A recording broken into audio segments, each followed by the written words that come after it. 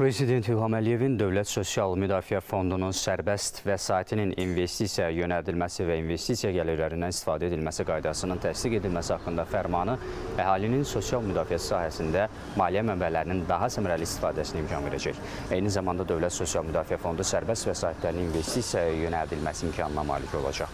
Fərmanla vəsaitlərin növbəti büdcə ilinə keçirilmə forması da müəyyən olunub.